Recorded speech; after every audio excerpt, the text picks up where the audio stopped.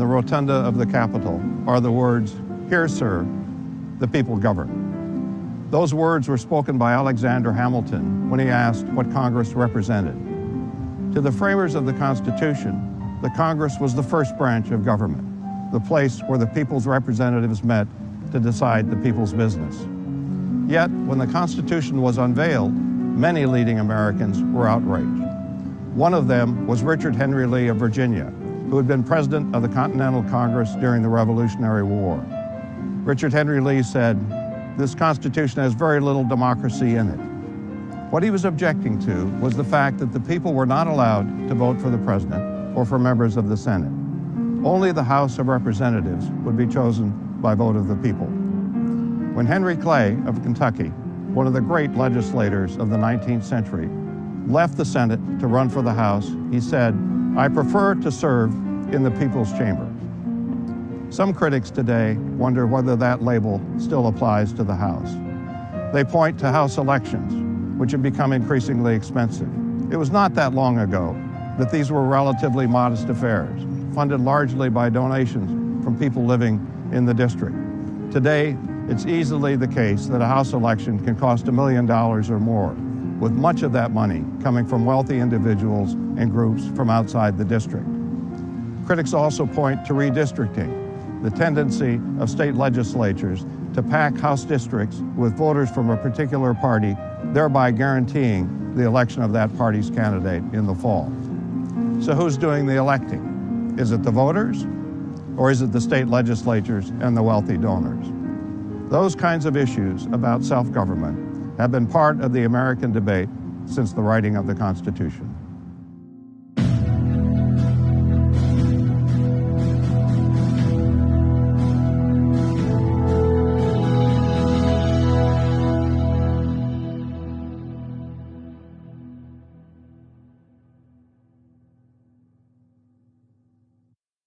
Over the course of American history, few features of the Constitution have been subject to more debate or more manipulation than its provisions for representative government. In this session, we'll look at the Constitution's provisions for representative government, a government in which the people rule through their representatives. We'll start by examining the Constitution's initial provisions for representation and then explain how and why they were changed. We'll then turn to voting laws and how they have affected the public's role. Finally, we'll look at a couple of current issues, voter ID laws and congressional redistricting. Before I start, I have a question for you to think about. In your view, what's the bigger threat to how democracy in America is practiced? Is it public officials, those who set the rules for elections, or is it the people themselves, who can weaken democracy by not bothering to vote or voting even when they're not eligible to vote? I'm not going to answer the question for you. I want you to think about it. When the delegates gathered in Philadelphia in 1787 to write the Constitution, they had a number of factors that had to be taken into account. The first was that the states had their own governments and intended to keep them. In addition, the states differed greatly in size and wealth. Powerful states like Virginia and New York were not interested in a union that failed to recognize their prominent role. At the same time, small states like Rhode Island and Delaware were not interested in a union where their interest would be pushed aside. There was also the question of the role the people would play. Under the nation's first Constitution, the Articles of Confederation, members of Congress were chosen by the states. Voters had no say whatsoever in the selection of their representatives. That would not work under the new Constitution. The national government would have the power to tax the people. They would likely rebel if denied all say in the election of federal representatives. These considerations were resolved by what has come to be called the Great Compromise, the decision to create a two-chambered Congress, the House and the Senate. The House would have members in proportion to each state's population, elected by the voters to two-year terms.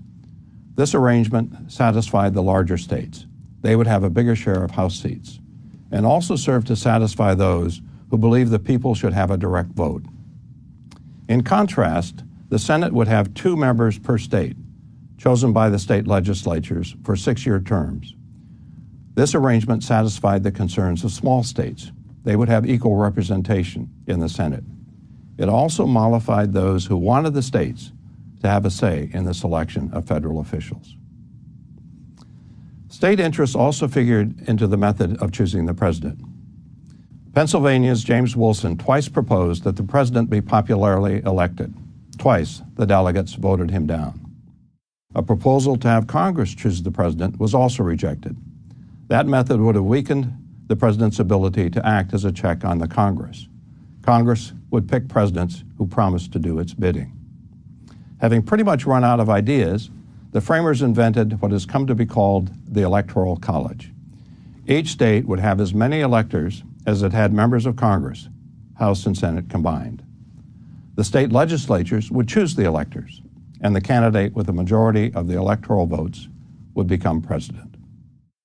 Thomas Jefferson was 3,000 miles away when the Constitution was written, serving as U.S. ambassador to France.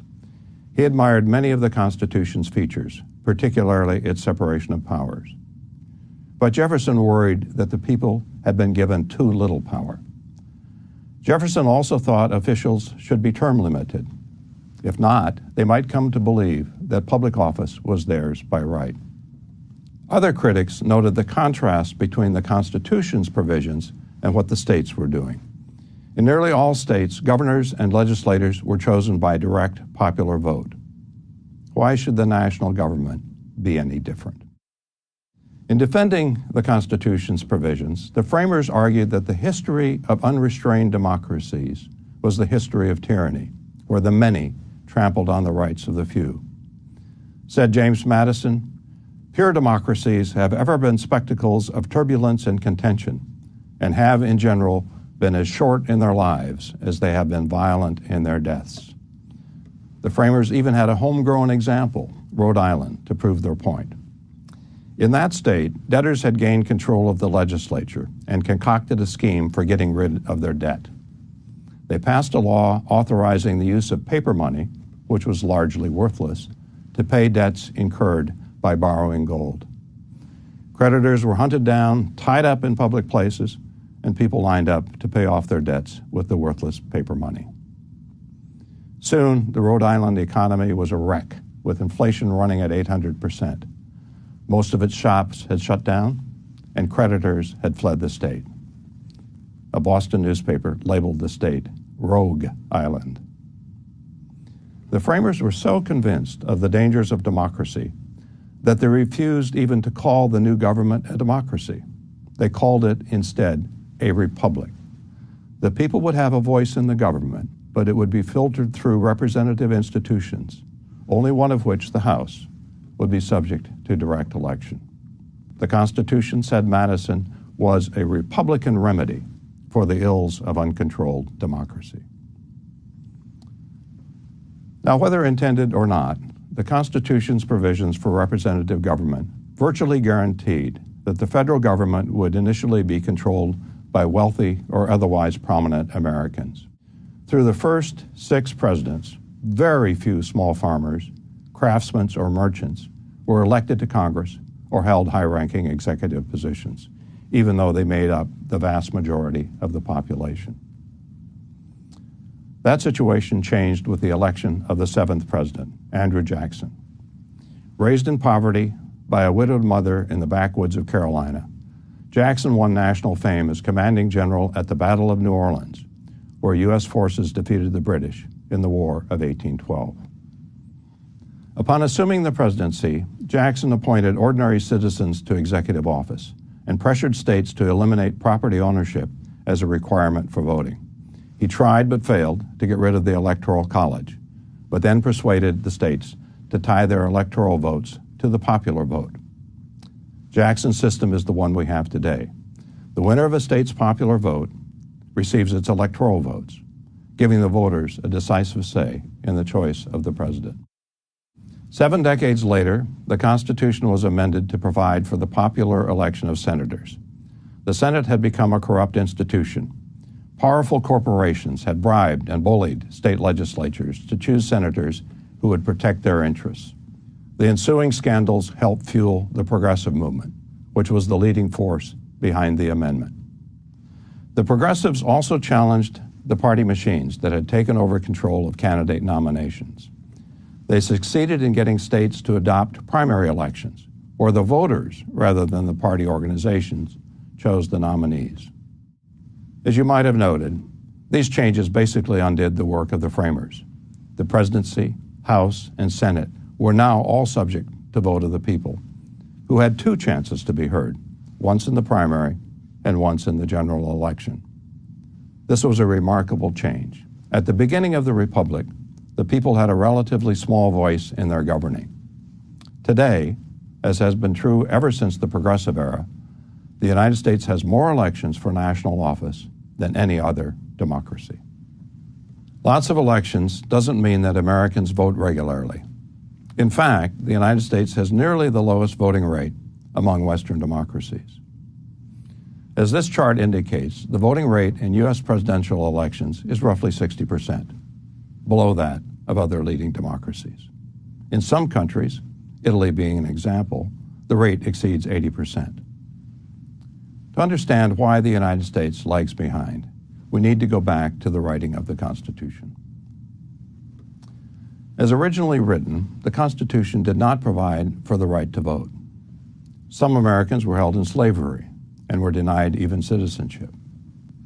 For their part, women were thought not to have a rightful place in public affairs. Not until ratification of the 19th Amendment in 1920 did women get the right to vote. The original Constitution had a single clause on voting. It gave the states authority to determine voting eligibility in federal elections, saying only that a state's restrictions on voting could not be greater than those placed on voting for members of the largest chamber of the state's legislature. That clause seemed harmless at the time, but it has turned out to be a source of mischief. It has been used at times to deny some people their right to vote. In the early history of the United States, most states denied the vote to males without property, a policy that Ben Franklin thought worthy of ridicule. Today, wrote Franklin, a man owns a jackass worth $50, and he is entitled to vote. But before the next election, the jackass dies, and the man cannot vote. Who's the voter, the man or the jackass? By the 1830s, urged on by Andrew Jackson, nearly all states had dropped the property requirement. The ugliest chapter in America's voting history began in the South after the Civil War and lasted nearly a century. The 15th Amendment, which was ratified soon after the war, prohibits states from denying the vote on the basis of race or color. When Northern troops left the South a decade after the Civil War ended, the South's white majority governments concocted every trick imaginable to keep blacks from voting. Louisiana wiped clean its registration rolls and required its residents to re-register. The state made it so hard for blacks to re-register that less than 1 in 10 were able to do so. Throughout the South, literacy tests and poll taxes were adopted. In order to register to vote, citizens had to pass a literacy test and pay a tax. To ensure that white voters were not disenfranchised by these requirements, a grandfather clause was placed in the law. Anyone whose father or grandfather had been eligible to vote was exempt from the requirements. Obviously, no former slave or child of a slave qualified for that exemption. The Supreme Court waited until 1915 before declaring the scheme unconstitutional. Whites-only primaries were also devised. The Democratic Party was in control throughout the South. Every governor, every state legislature, and nearly every member of Congress was a Democrat. As a result, the key election throughout the South was the Democratic primary. Whoever won that primary was virtually assured of winning the general election. Blacks were prohibited from voting in primaries. The Supreme Court waited until 1944 to strike down that practice. The court refused, however, to strike down literacy tests and poll taxes, and they effectively kept blacks away from the polls. The literacy tests were so difficult that those administering them had to look up the answers and were given discretion in determining whether an applicant had passed. Whites routinely did. Blacks who scored as high or higher were frequently told they had failed. In some places, it took courage even to apply for the vote. The local newspaper would publish the names of those who had applied so that white employers would know which blacks not to hire. In the entire state of Mississippi, fewer than 5% of eligible blacks were registered to vote even as late as the 1950s. The Voting Rights Act of 1965 brought an end to these tricks. The legislation empowered federal officials to register voters in states and counties with histories of racial discrimination. In less than 2 years, black registration in Mississippi had jumped tenfold. In Alabama, it climbed from less than 20% to over 50%. The Voting Rights Act produced a regional split in Congress not seen since. The Senate vote was 77 to 19, with all 19 no votes cast by Southern senators. Every senator from outside the South, Republican or Democrat, voted for the bill. The House vote also divided sharply along north-south lines.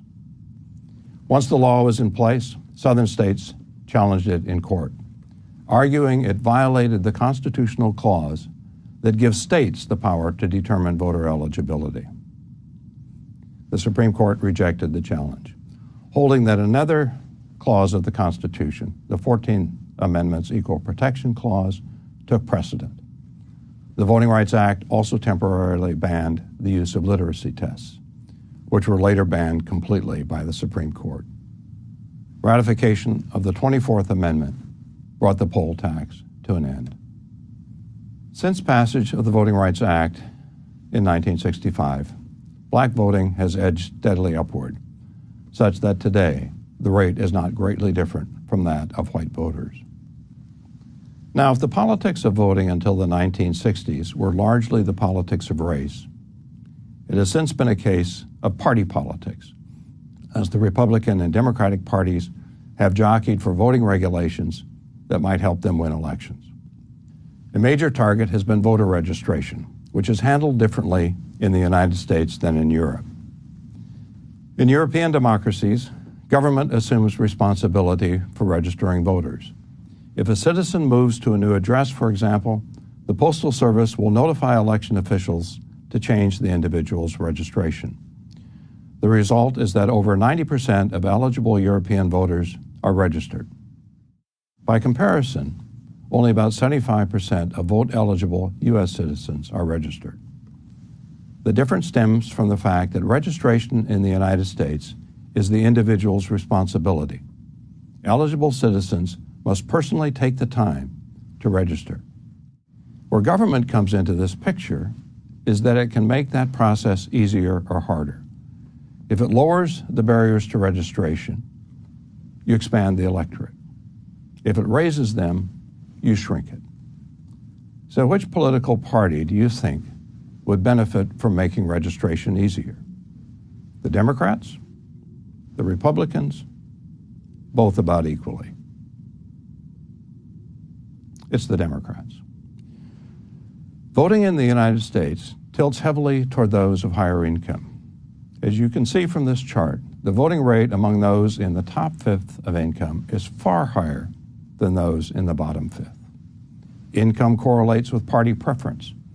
Upper income voters tend to cast their votes for Republican candidates, while those at the bottom of the income ladder tend to vote Democratic as a result of the party's leadership on policies that benefit those of lower income, such as welfare services and the minimum wage. The arithmetic of voting has not been lost on the parties. The Democratic Party has pressed hard to make voter registration easier. Its most notable success was the 1993 Motor Voter Act. The act requires states to offer voter registrations when they apply for a driver's license or public assistance. The Motor Voter Bill first passed Congress in 1991, but a Republican, George H.W. Bush, was in the White House. He vetoed it. The Democratic-controlled Congress passed it again in 1993. This time, a fellow Democrat, Bill Clinton, was in office, and he signed the bill into law. In the Senate, only 3 Republicans backed the bill, while all 59 Democrats did so. Voting in the House also divided sharply along party lines, with Republicans overwhelmingly opposed and Democrats overwhelmingly in favor. Studies of the Motor Voter Act indicate it accounts for about a third of new registrants. To the surprise of both parties, however, the number of new Democratic registrants resulting from the law has only slightly outpaced the number of new Republican registrants. Now, the Republican Party has worked the other side of the fence, seeking to hold down voter registration. The centerpiece of this effort in recent years has been voter ID laws. In strictest form, an applicant must have a government-issued photo ID, such as a driver's license or passport, in order to register. In other states with voter ID laws, other forms of identification are acceptable, as long as they suggest the applicant is a citizen. Now, the express purpose of these laws is to prevent voter fraud, to keep people who are non-citizens from voting. The real intent is different. They are designed to make it difficult for those without a formal ID to register. About 10% of vote-eligible citizens do not have a government-issued identification card, and they are disproportionately young, poor, and minorities. All of these groups tend to vote Democratic. The first voter ID laws were enacted by the Republican-controlled legislatures of Georgia and Indiana. Of the more than 30 states that have followed their lead, all but two, Rhode Island and Hawaii, had a Republican-controlled legislature. In a 6-3 ruling, the Supreme Court upheld Indiana's law. All 6 judges in the majority were Republican appointees. And though they acknowledged Indiana's law had a partisan purpose, they said other purposes, including the public's faith in the integrity of the ballot, justified the ID law. The court said that the law should not be disregarded simply because partisan interests may have provided one motivation for the votes of individual legislators. Research indicates that voter fraud is extremely rare. It appears that almost no one is willing to risk being arrested and fined for illegal voting. Sometimes it's even tough to get legal voters to show up at the polls. Research indicates that the suppressive effect of voter ID laws has been smaller than many opponents of the laws had predicted. The research has shown, however, that those who are disenfranchised by the requirement are disproportionately the poor and minorities. In 2017, the Supreme Court invalidated North Carolina's voter ID law. Enacted by the state's Republican legislature after a surge in registration by the state's black residents, the law required registrants henceforth to have a government-issued photo ID. The Supreme Court held that the law had a discriminatory intent, concluding that its purpose was to suppress the black vote. It's too early to tell whether the Supreme Court's ruling in the North Carolina case might lead it to restrict voter ID laws more generally. Finally, let's briefly examine partisan gerrymandering, a tactic used by both parties.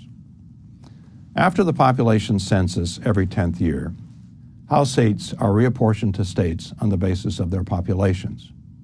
The more populous the state, the more House seats it gets. California, for example, has 53 House seats, while South Dakota has only 1. Under the Constitution, state legislatures have the authority to set the boundaries of House districts. The majority party in these legislatures typically divides up the state in a way that will help its party's candidates, a process called gerrymandering. The safe way to do this is to pack targeted districts with enough of the party's voters to assure victory in the election. The other party is also likely to receive safe seats. This happens because if some districts are stacked to the top with the opposing party's voters, there will be fewer such voters in other districts. More than 85% of House seats today are uncompetitive, virtually certain to be won by the candidate of the stronger party. There are several reasons for this, including the fact that some states are so heavily Democratic or Republican that it's hard to design competitive districts. But gerrymandering is among the reasons that many House races are effectively decided before a single vote is cast. Now, gerrymandering worked to Democrats' advantage until the early 1990s, at which time an increasing number of state legislatures came under Republican control. Republican legislatures did such a precise job of gerrymandering after the 2010 census that in the 2012 election, they won a comfortable majority of House seats, even though Republican candidates received fewer votes nationally than did their Democratic opponents. As gerrymandering has become ever more precise as a result of computers, it has increasingly come under legal challenges. In 2019, the Supreme Court refused to rein in the practice, holding that courts do not have the authority to limit gerrymandering. The case was decided by a 5-4 vote, with all 5 Republican-appointed justices voting against placing limits on gerrymandering, and all 4 Democratic-appointed justices voting to restrict it. The 5-member Republican majority said that unrestrained gerrymandering may be incompatible with democratic principles, but that judges lack a precise standard for determining when partisan gerrymandering has gone too far. In their dissenting opinion, the 4 Democratic-appointed justices said, "For the first time ever, this court refuses to remedy a constitutional violation that deprives citizens of the most fundamental of their constitutional rights." Now, a few states, Iowa, California, and Montana among them, have recently decided to place redistricting in the hands of a nonpartisan commission. It's unlikely that a great many states will follow their example, given the fact that most state legislatures have signaled their intent to retain control of redistricting. Before wrapping up, let me say a few words about the Electoral College. Democratic elections are generally based on the principle of one person, one vote. The winner is the side that gets the most popular votes. But in U.S. presidential elections, the winner is the candidate who gets a majority of the electoral votes. Now, in most presidential elections, the popular vote winner also wins a majority of the electoral votes, but not always. That's happened 4 times in American history, 2 of them recent. In 2000, Al Gore received 500,000 more votes nationally than did George W. Bush, yet lost the election. It happened again in 2016 when Hillary Clinton, though receiving nearly 3 million more votes nationally than Donald Trump, was defeated. If the U.S. Constitution were being written today, the idea of having the president selected through the Electoral College would not be taken seriously. The principle of one person, one vote is now an established democratic practice. Yet the Electoral College survives because of the difficulty of amending the U.S. Constitution. It requires a 2/3 vote in the House, plus a 2/3 vote in the Senate, plus ratification by 3/4 of the state legislatures. That's an imposing barrier to change. There have been hundreds of unsuccessful attempts in Congress to abolish the Electoral College. The reason is that some states benefit from it. Because each state, regardless of size, gets 2 electoral votes as a result of having 2 U.S. senators, the smallest states gain leverage from the Electoral College. The dozen smallest U.S. states have 8% of the electoral vote, even though they constitute less than 4% of the U.S. population. They have twice the voting power under the Electoral College than they would under a popular vote system. These states alone have nearly enough votes in the U.S. Senate to block an amendment. Okay, let's wrap up what we've covered in this session. We've focused on representative government as provided by the Constitution. It was noted that the voters originally had a say only in the election of House members, a reflection of the framers' determination to prevent a passionate majority from taking control and running roughshod over the minority. With time, due in part to the Jacksonian and progressive movements, popular voting came to include Senate and presidential elections. The adoption of primary elections, an American invention, also served to shift power to the voters. Today, Americans vote more often for more offices than voters elsewhere. On the other hand, the public's influence is diminished by partisan gerrymandering and by the efforts of officials to manipulate the size of the electorate through control of the voter registration process. Although these recent efforts pale alongside those used in the past to keep Black Americans from voting, they are a source of court challenges and intense partisan debate. In other words, representative government in America is still a work in progress.